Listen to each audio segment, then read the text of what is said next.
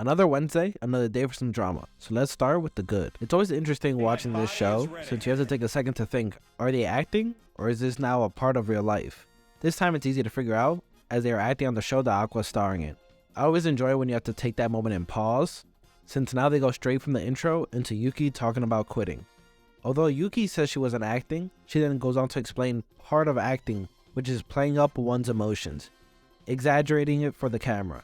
She really is an unlikable character who goes from downplaying her acting after making a fuss, asking if it would attract more viewers, being proud there's an article written about it, which is also being proud of her performance, and then she starts complaining, hitting the trifecta of annoyance.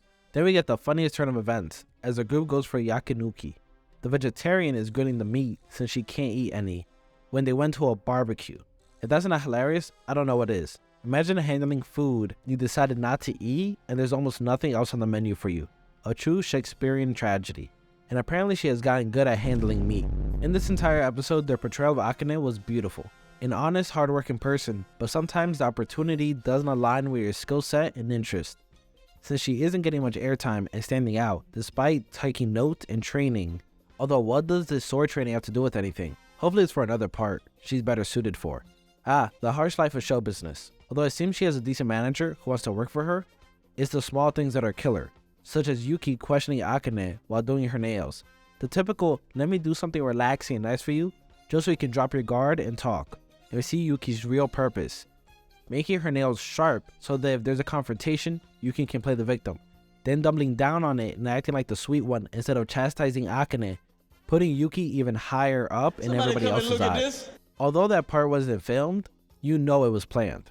Damn, Akane was playing checkers, trying to get herself popular, following the advice of others, while Yuki was playing chess and manipulating those around her to better her situation. Then we get the typical beats, but they're important. Classing me shitty on her, wanting to throw up, hiding from her parents and loved ones, then having those loved ones bashed on the internet, and then all of that culminating into a roast mixtape. I've never seen a roast mixtape like this before. Add on top of that, this mind-numbing noise that they add when all of social media hate comes in, and that's some peak storytelling. Although the amount of pausing you have to do to read everything is out of this world. Just look at all this text. But seeing the desperation Akane brewed throughout the episode until it culminates into this ending, along with this wonderful transition, was just beautiful to see. Although that was the main crux of the episode, Ruby appeared, so we gotta discuss some of that. Seeing Ruby get schooled is also great, since she was about to bash the company online, which is a big no-no. You know you can only do positive things about products, just in case. And as if that wasn't embarrassing enough, she gets caught ego-surfing hard, leading into this transition where we see Ruby's reflection in the phone, as Akane is also ego-surfing, doing research on what people think of her, and it is brutal. Depending on who you are, neutrality can be worse than infamy, since you can rise from the ashes of infamy if people are talking about you, such as no publicity is bad publicity. Unfortunately for Akane, bad publicity is just too much for her to handle.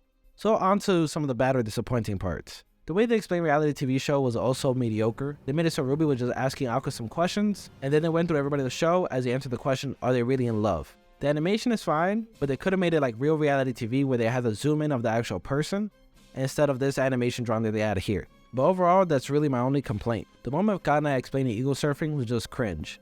I also disagree with their point on apologizing, where they say apologizing means you did something wrong, which means people can throw stones at you, which makes things worse.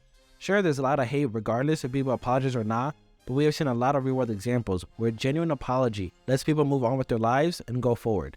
Nothing will stop the hate since that's the world we live in, but to say apologizing will only work against you depends on the apology and their popularity beforehand. Since Akane wasn't that popular, I guess it didn't work. This part wasn't bad, but it was overall neutral, as it was obvious Aqua was gonna save Akane at the end. They really had to make it dramatic, saving her at the last moment, which felt fine, as it wasn't surprising, but it wasn't impactful since it came out of nowhere and we didn't get to see these small steps leading up to this. Overall, a good episode. Although it did revolve around the Akane, it really centered on the idea of ego surf and how the internet can make or break people. How the smallest comments build over time, and with enough people, it's enough noise to drive anyone insane, especially since no one knows how hard she works and it's impossible for any of us to understand the intricacies of other people's daily life. So the usual castle no stone from a glass house learning. I enjoyed this change of pace, getting away from Aqua and Ruby for a bit to focus on another character, although I thought it would be Memcho, since she is hilarious. That, along with great animation and nice transitions, overall, a good episode. as Yuki is Ah, deviously shit. smart, and I gotta Here we respect go that. again. Chase the bag, forever and always. Well, that's it for Anime Distrobed. Remember to like and subscribe for more anime content, as episode 6 of Oshi no Ko, Egosurfing, has officially been distrobed.